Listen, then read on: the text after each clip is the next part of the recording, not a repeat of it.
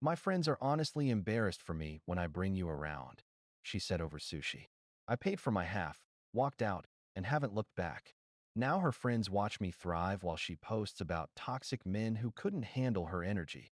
When people say one sentence can change how you see someone, they usually mean it metaphorically. For me, it was literal. It was a Thursday night in early May, the kind of evening that should have been easy. I'd just gotten my quarterly bonus at work, and I suggested sushi to celebrate. Clara, my girlfriend of 10 months, agreed. We'd been together long enough that I knew her favorite roles, how she took her tea, what she'd order to share, but eat mostly herself. I wasn't trying to impress anyone that night. I just wanted to enjoy something normal, something quiet. But halfway through dinner, she said it. My friends are honestly embarrassed for me when I bring you around. I thought she was joking. I actually laughed. But her face stayed serious, that calm, cool look she used when she wanted to seem above emotion. I asked her what she meant. She sighed like it exhausted her to explain. You're nice. You're smart. But you don't really fit in with my circle. They're all ambitious, established, you know? You're still finding yourself. I'm 32. I've worked in IT security for 6 years. I rent a decent apartment, have no debt, and live quietly. Not glamorous, but not finding myself, either. I just sat there, chopsticks in hand, listening to her dissect me like a project report. You dress fine, she continued, but you're not stylish. You don't network much. You're kind of average, Alex. I just think we're on different trajectories. Something about average hit harder than the rest. Not because I believed it, but because I could see that she did. I didn't argue. I didn't raise my voice. I just nodded slowly, placed my chopsticks down, and said, Okay, let's split the bill then. She looked startled. What? What? I don't want to waste any more of your friend's pity money. She blinked, that split second of confusion before realization dawned. Then she scoffed and said, You're being dramatic. Maybe I was. But I paid for my half, left cash on the tray, and walked out. No shouting. No scene. Just quiet, deliberate finality. She texted me about an hour later. Are you seriously ending things over dinner? I didn't reply. Because yes, I was. The first few days after that, I'll admit, I was angry. Not because I missed her, but because of the audacity. We met through mutual friends at a small get-together. When we started dating, she told me she admired how grounded I was. Now that same stability had become embarrassing. It's amazing how quickly admiration turns into disdain when someone outgrows their illusions of superiority. I stayed off social media for a while. I didn't want to see whatever curated version of her life she'd post next, healing, self-care, boss girl summer, or whatever phrase people use to cover up their mess. Instead, I went inward. I started running again. Cleaned up my wardrobe, not for anyone else, just because it felt good to look sharp. Took an online cybersecurity course I'd been putting off. My nights became quiet, predictable, calm. And every once in a while, I'd think about that sushi table, the flickering candle, the sound of her saying average, and feel grateful. Because that word had set me free. When people show you their true hierarchy, where they think you belong, believe them. Don't fight for a spot they've already decided you don't deserve. And don't argue with someone who thinks decency is mediocrity. The first month after that dinner was quiet, the kind of quiet that feels both healing and hollow. No closure talk, no let's stay friends text, just nothing. And that, honestly, was a relief. Clara and I moved in very different circles. Her friends were mostly marketing types, ambitious, loud, constantly on Instagram, constantly building their brand. Mine were the kind of guys who'd rather fix your Wi-Fi than post a story about it. Still, news travels. A mutual friend, Lena, texted me a few weeks later. Hey, random, but did you and Clara break up? She's been talking about it. I told her, yeah, it was over. Nothing more to say. She hesitated, then sent another message. She's been telling people you couldn't keep up with her career-wise. I laughed, out loud, alone in my kitchen. Because keep up with what? She worked in PR for a mid-sized cosmetics brand, spent half her day crafting inspirational captions for skincare ads. But it wasn't about logic. It was about optics. I didn't defend myself, didn't post cryptic quotes or subtweets, just stayed silent. And silence is powerful when someone expects you to defend yourself. It makes them talk more and talk sloppier. Work got busy around that time. My team was hired to do an internal security audit for a large tech firm. It was stressful, long hours, but it paid off. I ended up getting promoted. New title, higher salary, a quiet sense of validation. I celebrated alone at first. Takeout, a movie, early bedtime. Then a friend convinced me to go out for drinks. That night, as fate would have it, Clara was there. She spotted me before I saw her. I could tell from the quick freeze in her expression, that split second of panic you get when you run into someone you're not ready to face. She looked good, of course, polished, styled, deliberate, but her smile didn't reach her eyes. "Alex," she said, pretending to be surprised. "Wow, it's been forever." "Yeah," I said. "Almost 3 months." We made small talk. She mentioned work, travel plans, how crazy busy she was. I nodded politely, didn't offer much. Then she asked, "How's everything with you?" I told her about my promotion, my new role. Her eyebrows lifted just slightly, surprise mixed with discomfort. "That's great," she said, forcing a smile. "Guess your average job's paying off, huh?" Her tone was light, joking, but it landed wrong. Because jokes only work when both people are laughing. Later that night, Lena texted me again. "I think Clara's realizing she messed up. She asked if you're seeing anyone." I told her to tell Clara I wasn't, because it was true. But what I didn't add was, I wasn't waiting either. The truth is, I wasn't angry anymore. Something had shifted. When she'd said those words, "My friends are embarrassed for me," I'd thought it was about me not being good enough. Now I realized it was about her not being secure enough.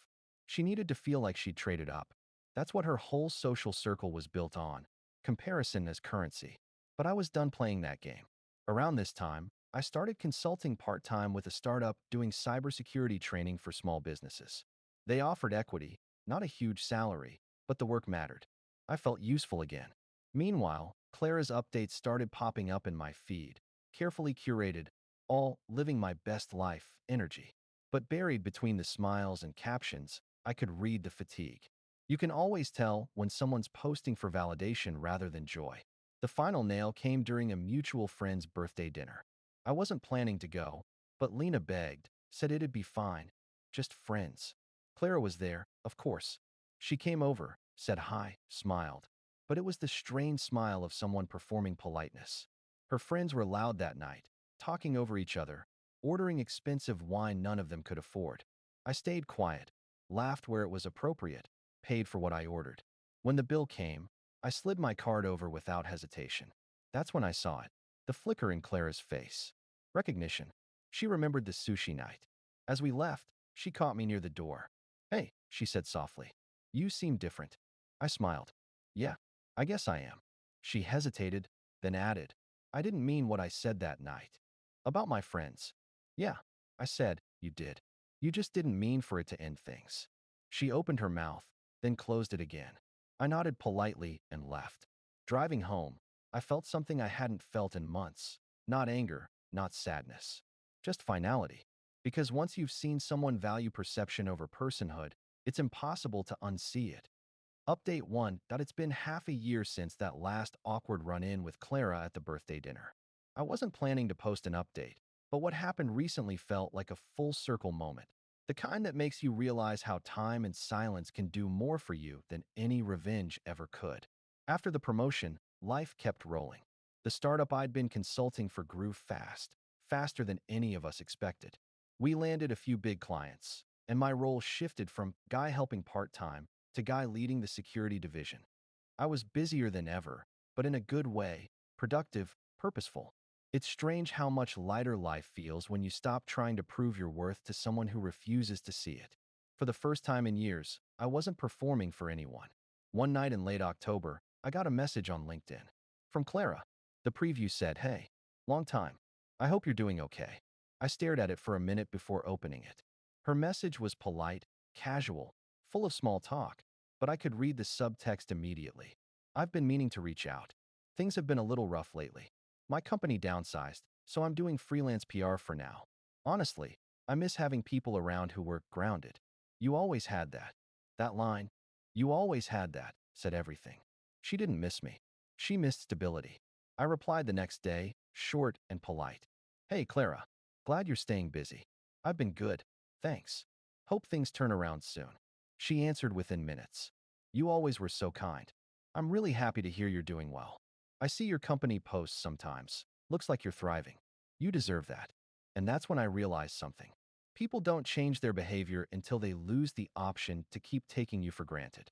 About a week later, I ran into one of her friends, Tara, at a professional networking event. Tara was tipsy and friendly in that too honest way people get after 2 glasses of wine. She leaned in and said, I think Clara regrets how she treated you.